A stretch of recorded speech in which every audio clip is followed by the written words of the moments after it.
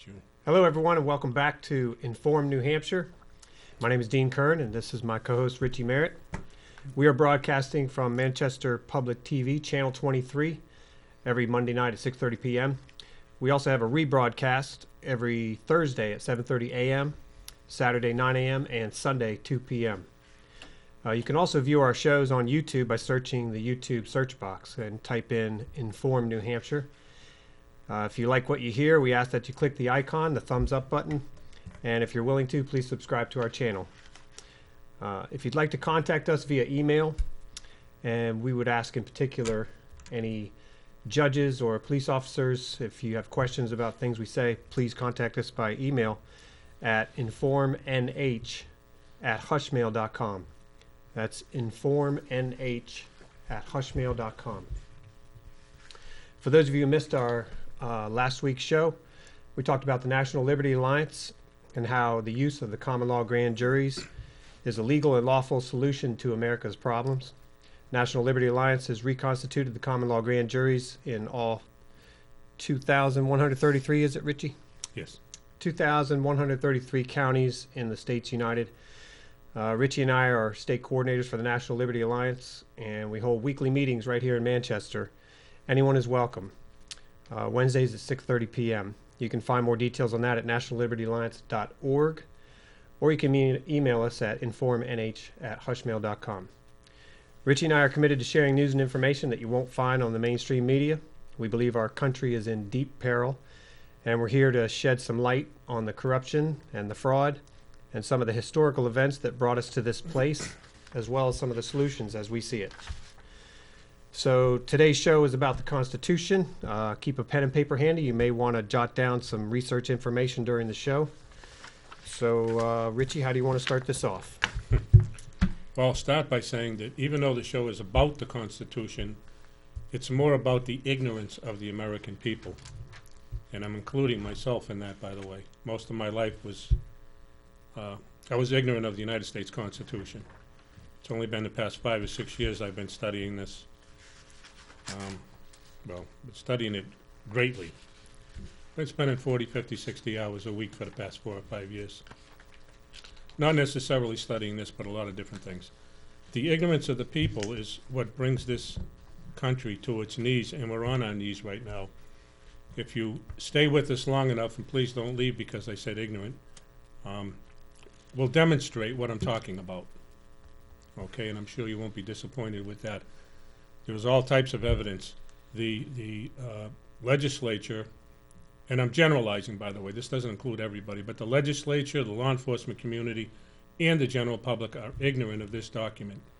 And this document is the foundation of America. It's what made this country great. It's what's being buried by our judicial system, our corrupt judicial system, and our legislature, and the executive branch. And we'll demonstrate over the next 15, 20 minutes what I'm talking about. The first thing I'd like to start off with, though, is so that everybody has a full understanding. Sometimes you give people a book and they put it in their back pocket, or they go home and throw it on their desk. The problem with that is this doesn't give you bragging rights. You have to read it and understand it, and you'll find out why in the next few minutes. I would like to ask Dean to read. He's got the better eyesight of the two of us, so he gets stuck reading. He graciously volunteered to do that, but Article 6, paragraph 2 and 3, and then we'll talk about it a little bit. So, Dean? This Constitution and the laws of the United States which shall be made in pursuance thereof, and all treaties made, or which shall be made, under the authority of the United States, shall be supreme law of the land, and the judges in every state shall be bound thereby, anything in the Constitution or laws of any state to the contrary notwithstanding. The senators and representatives before mentioned, and the members of the several state legislatures, and all executive and judicial officers, both of the United States and of the several states, shall be bound by oath or affirmation to support this Constitution. But no religious test shall ever be required as a qualification to any office or public trust under the United States. Okay, and I guess the biggest point that I want to make there is the Constitution is the supreme law of the land. There is no law bigger more powerful or better or whatever you want to look at it than this. This is it. It's the ultimate. Every law that's made has to be in compliance with it. There are supporting laws to demonstrate that. Marbury versus Madison. Let me see. I'm sorry, Murdoch versus Pennsylvania. There's several, and I'm not going to go through an entire list, but those are two in particular. It also says in here, as Dean read, it's in the other laws and the treaties have to be in pursuance of the Constitution. They can't violate this book. Now here's the thing that's very, very important, and I think all the listeners have to understand. This book, in the preamble, and I'll read that very quickly. I won't read it, I'll recite it because I know it from memory, but we the people of the United States, in order to form a more perfect union, establish justice, ensure domestic tranquility, provide for the common defense, promote the general welfare, and secure the blessings of liberty to ourselves and our posterity. Do ordain and establish this Constitution for the United States of America. A lot of people will read the Constitution, they don't read that. The problem is, we the people wrote this book. Now, I understand it wasn't me and you, okay? But we are the stewards of this document right now. The founders or the framers or whatever you want to refer to them, they're deceased. I'm sure in their grave they're saying, Jesus, please take care of this book. That's our obligation to do that. With that in mind, I'd like to say that if you don't read this book, you don't have bragging rights to it. You know, putting it on your table, putting it in your pocket is no different than not owning one. Please read it. It's your book. We the people wrote this law, and it is the law, the supreme law of the land, for the government to obey. And I'll demonstrate. Actually, before I go into demonstrating any of that, Dean was also going to read Articles 1, 2, and 3 of the Constitution.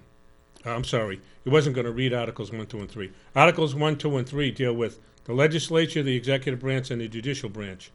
What he was going to read to illustrate a very, very important point is Article 1, Section 8, which is 18 enumerated powers that we, the people, granted to our servant government. And then after he reads that, and please pay close attention to the words, we can discuss it, and I'll tell you how our government is way out of control and how it's our fault that that has happened. Before I read that, Richie, let me just read you this quote by Thomas Jefferson, because you were mentioning how important it is to read the Constitution and be aware of what it says. And if a nation expects to be ignorant and free in a state of civilization, it expects what never was and never will be. And what he means by that, and I know you've given some great examples, Richie, of how if you don't know one of your rights, how would you ever know to protect it?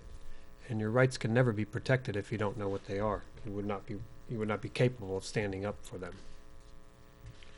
So, Section 8, the enumerated powers that the Constitution provides for the federal government. The Congress shall have power to lay and collect taxes, duties, imposts, and excises, to pay the debts and provide the common defense and general welfare of the United States. But all duties, imposts, and excises shall be uniform throughout the United States. Isn't that interesting? Because I think we have a graduated tax system here, right? I think so. All right. To borrow money on the credit of the United States, that's number 2. Number 3, to regulate commerce with foreign nations and among the several states and with the Indian tribes.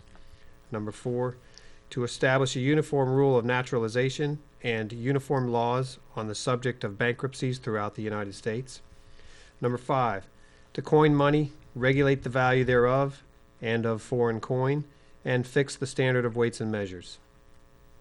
So, who makes our money? Last time I checked, it was Federal Reserve. Who is privately owned bank? Who is the Federal Reserve, Richie? Privately owned bank, yeah. A for-profit, privately owned corporation run by international banking families. That's who owns our monetary system. We'll get into that in a future show. To number 6, to provide for the punishment of counterfeiting and the securities and current coin of the United States. Number 7, to establish post offices and post roads. Number 8, to promote the progress of science and useful arts by securing for limited times to authors and inventors the exclusive right to their respective writings and discoveries. Number 9, to constitute tribunals inferior to the Supreme Court. Can you tell us what that means, Richie? To constitute tribunals? What's Yeah, it means they have the ability to make courts or initiate courts, but within certain guidelines. And they're not doing that. Traditionally speaking, when you go to court, you really are going to a tribunal, and it needs to be with your peers' presence, and that's why we have jury of our peers, because you're there for a show to see who's right or wrong and who has committed a crime. Number 10, to define and punish piracies and felonies committed on the high seas and offenses against the laws of a nation. Number 11, to declare war, grant letters of marque and reprisal, and make rules concerning captures on land and water. Number 12, to raise and support armies, but no appropriation of money that shall be for a longer term than 2 years. So what that's saying is that this country was founded on the principle of not having a standing army, which we do have, obviously. Number 13, to provide and maintain a navy. Number 14, to make rules for the government and regulation of the land and naval forces. And number 15, to provide for calling forth the militia to execute the laws of the Union, suppress insurrections, and repel invasions. Number 16, to provide for organizing, arming, and disciplining the militia, and for governing such part of them as may be employed in the service of the United States, reserving to the states respectively the appointment of the officers and the authority of training the militia according to the discipline prescribed by Congress. Number 17, to exercise exclusive legislation in all cases whatsoever over such district, not exceeding 10 miles square, as may, by secession of particular states and the acceptance of Congress, become the seat of government of the United States, and to exercise like authority over all places purchased by the consent of the legislature of the state in which the same shall be, for the erection of forts, magazines, arsenals, dockyards, and other needful buildings. So that's basically saying that they created, well, it's an example, they created the 10-mile square seat of government known as District of Columbia, to which Maryland and Virginia seceded some of their land to do so. Number 18, to make all laws which shall be necessary and proper for carrying into execution the foregoing powers and all other powers vested by this Constitution in the government of the United States or in any department or office thereof. And that is it. Okay, if I can take over. Yep. For a few minutes anyway. The Constitution is the Constitution today is the Constitution and the Bill of Rights. The Constitution contains 7 articles, only 7. And the Bill of Rights is the 1st through the 10th Amendments. But one of the things I've asked people before, do you know what common law is? And every one of them said, no, I have no idea. I had one gentleman tell me, yeah, I know what it is, but most people don't know, and I think he was obviously trying to take a little heat off himself. Common law is the Constitution. And to put it in perspective, we the people wrote this. Like I said before, it was James Madison is the father of the Constitution, so I know I didn't write it or you wrote it, but we're the stewards of this document now. We are the people here today. If we the people wrote it, it's for the government to obey. So under us is the Constitution. We are above the Constitution because we gave that document, this document, to the government to obey. Don't violate these laws. Well, the only thing that's above us is God. And if you don't believe in God, then call it nature. I'll call it anything you'd like. It doesn't matter to me. But that is the order of things in common law. Common law is unwritten law. I know, and Dean knows, and I'm sure you do too, it's not okay to murder, it's not okay to rape, it's not okay to rob. We know what the laws are. You don't go hurting people. We have to live on this planet together. We help one another. Some of the examples, and I'm not going to list them all, but some of the examples of the way the government defies this book is every time Obama talks about gun control. Well, gun sales spike, and my personal opinion is that this man owns a lot of stock in the gun companies, because it seems like every week he's talking about gun control, and those sales spike. Anyway, if you go back to Article 1, Section 8, I'm sorry, that Dean just read, you'll find out, for example, they don't have the authority to coin money. The Federal Reserve doesn't have authority to coin money. Yet the government gave that away. In that book, under the Article 1, Section 8, it doesn't say that the government has the authority to give it away, nor do they.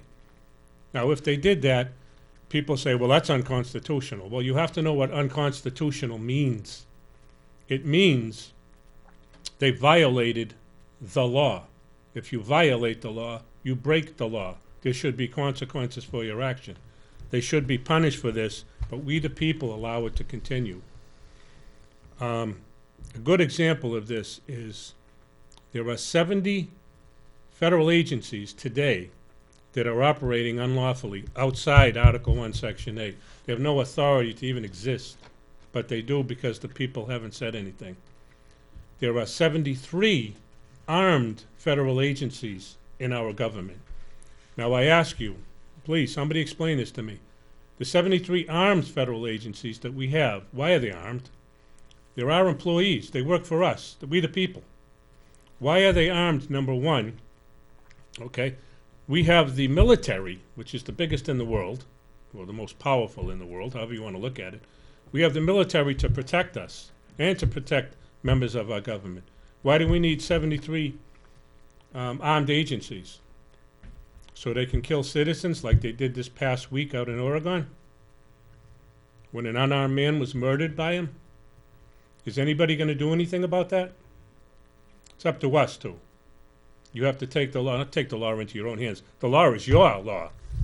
You have to stand up for it. You have to exercise your rights. And this is something also that fits in there because it talks about the military and the funding of it every 2 years. A lot of people don't know this. We've got 900 military bases in 153 countries around the world. Why? Whose freedoms are they protecting in 153 countries? I thought we, the American people, were paying for a military to protect our rights and protect its citizens, not the people of the world. When did we become an international police force? And believe me, all this stuff has gotten away from me too. I'm not pointing fingers here, but what I'm saying is until the people stand up and get united, we're in big trouble. And if I can give you an example of exercising your rights, and I'll use Dean, if me and Dean are having a conversation and I say, hey, Dean, shut up, I don't want to hear from you. And he sits down and he doesn't say anything, well, guess what? He doesn't have the right to speak freely because I just took it from him. It's no different than the government saying, hey, Dean, shut up and sit down.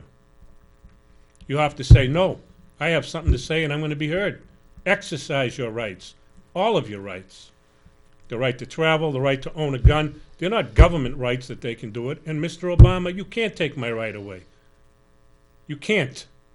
You can kill me, and I'm sure you wouldn't bat an eyelash, but you're not taking my rights away. Not this guy. I'm fighting for my rights. I'm going to stand up for my rights. I'm not advocating any type of insurrection or revolution. I'm telling people, stand up. This is America. You wrote this book for the government to obey, not the other way around. We're all civilized people. I don't see anybody getting killed around here or crimes, and there are crimes happening, don't get me wrong. But what I mean is, right now, the government is initiating all this problem in the country. You can't do this. The EPA says you can't do this, and BLM says you can't do this. Another organization says you can't do this. Wait a minute, it doesn't say it in this book. This is the supreme law of the land. Why is this happening? We have to wake up. We have to read this document. And I know this is public access TV, and I know the viewing audience isn't in the millions, but it could be. Please, tell people to watch. It's important what I'm saying, not because it's coming from my mouth. I'm a firm believer that this document, or the ignorance of this document, is going to put this country under. And I believe also that there is time to save it. So I ask all of you, please, read this document. I'll tell you quickly, you can get it free. The Heritage Foundation is one that you can get it from. Let me see. Get your U.S. Congressman, U.S. Senator, they'll give it to you. Generally, you might have to pay 50 cents or $1. You can buy them for as little as 30 cents on the Center for Constitutional Studies. These are all internets. I usually buy them by the hundred and give them out. If you appear at one of our meetings at 125 West Clark Street in Manchester, I'll be happy to give you one if you want one. Just don't take it for bragging rights. Read it. If you don't know what's in here, you don't know if your rights are being taken away. And I want to talk about that. I'm going to turn it over to Dean. But it's very important that I talk about the TSA and federal and state buildings and how your rights have already been eroded and you don't even know it. Well, you may not know it. I'll turn it over to you, Dean. Well, you brought up a question of why do we need 70-some armed federal agencies, and it brings up a good point of in the last few years, for some reason, they've been stockpiling ammunition. They've bought over a couple billion rounds of ammunition. Makes you kind of wonder, well, what do they need that for? What are they planning? Why are they changing the pattern of, they don't need the ammunition to practice, that's for sure. So it begs the question, why is our federal government stockpiling ammunition and armament and arming 70 agencies? They might want us to think that there's a huge threat of terrorism in this country, but doesn't really pan out that way. So you wanted me to read, well, let me give you this quote. All tyranny needs to gain a foothold is for people of good conscience to remain silent. That's Thomas Jefferson. And another one, you want me to go to the 10th Amendment, Richie? Oh, yeah, to back up the Article 1, Section 8, yeah. Yep, so the 10th Amendment says, the powers not delegated to the United States by the Constitution, nor prohibited by it to the states, are reserved to the states respectively or to the people. So what that's saying is that the 18 enumerated powers that we read are the powers delegated to the federal government, and the rest remain for the states and the people. And Richie was commenting on common law. Common law is synonymous with natural law, and it's been around for a very long time, starting around the time of the Magna Carta in 1215, was it? Yes. Yeah. And common law is common sense in a way, and it rather than a list of laws, it's more of a process. Common law is a process of providing structure so that people are left unharmed and liberty prevails. We'll get more into that in the future of common law. And we will also get into some of the answers to the questions that Richie asked. In particular, when did we become an international police force? And one of the questions that comes up every time we talk about the Constitution, because it's so obvious that our government is just completely trampling on the Constitution, is, well, how do they get away with that? How does that happen? And one of the answers to that is what Richie said. Well, if you don't know your rights, if you don't know your Constitution, how can you stand up to protect it? So we the people have been asleep, and as Thomas Jefferson said, all tyranny needs to gain a foothold is for good people of good conscience to remain silent. And that's pretty much what we've done in this country. And at this point, they've gotten such a foothold that intimidation prevails everywhere. So what we need is for people to wake up, learn your rights, learn the founding of the country. We are going to cover a couple things next week as well. If you're curious as to how we've reached this point, we're going to go over point by point in a timeline of how our country has reached this point, and we're going to look at, if you may consider that we didn't achieve complete independence from the British back at the Revolutionary War. They still had their hand tied into a couple things, and we're going to go over that. And we're going to take a look at, who runs this country, who owns it, what's the structure. It might surprise you, and we're going to push some of your belief paradigm on some of these things, but our country is run by corporations, and they're not public corporations. They're private corporations. They are for-profit corporations, and they're not owned by we the people. They're owned by private interests, most of them foreign. So we have a lot to do. We have a lot of educating to do and a lot of waking up to do if we want to maintain what has been the finest country in the history of the world. Our goal, Richie and I, we're committed to restoring the Republic, and we hope that you will keep tuning in and keep joining us to do that. Is there anything else you have, Richie? Oh, yeah, I have plenty. Okay, go ahead. One of the things that I wanted to get in, because it's been bothering me for a long time, I haven't flown since 9/11, and I will not get on an airplane. The reason I won't get on it is because the TSA in particular is violating my rights, my Fourth Amendment rights to be free from unreasonable searches and seizures. I won't get on a plane. And some of you can disagree with that or not disagree with it, but if every time you get on an airplane, walk to a federal state building and go through their metal detector, you're violating your own rights. You're contributing to the demise of this country, whether you want to admit to it or not. But I guess I take exception to the fact with the airlines because the government created this TSA, which they don't have the right to do under Article 1, Section 8. It's fabricated it, either illegal organization or unlawful. However, the airlines are not owned by the government. So why are they providing security for them? I need that question answered by the government, too. I don't know that it's going to happen, but I'd like to see it. We're probably going to pick up on the Constitution next week because there's so much. At least we'll start off and we'll see where it goes. And then Dean's going to talk about the calendar of events that led us to this point from 1776. So if you got anything else to add, we've only got a few seconds here left. But Yep. Well, the good news here is that there is a legal and lawful solution to these problems. And again, I'll bring up the National Liberty Alliance, which is focused on constituting the common law grand juries. Common law grand juries are a tool separate from government for we the people, again starting back with the Magna Carta in 1215. And the common law grand juries is a tool for us to manage and root out corruption in our governments, and we need to restore those. It was taken away from us in 1946 yes, through a footnote in a legal proceeding, and somehow they got away with that. And again, we didn't stand up for our rights.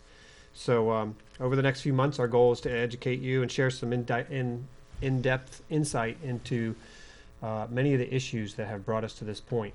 We do believe that our country is in great peril. We are very near, and there is many people out there talking now about our currency collapsing. And so we hope that you will join us. Again, our YouTube channel is Inform New Hampshire.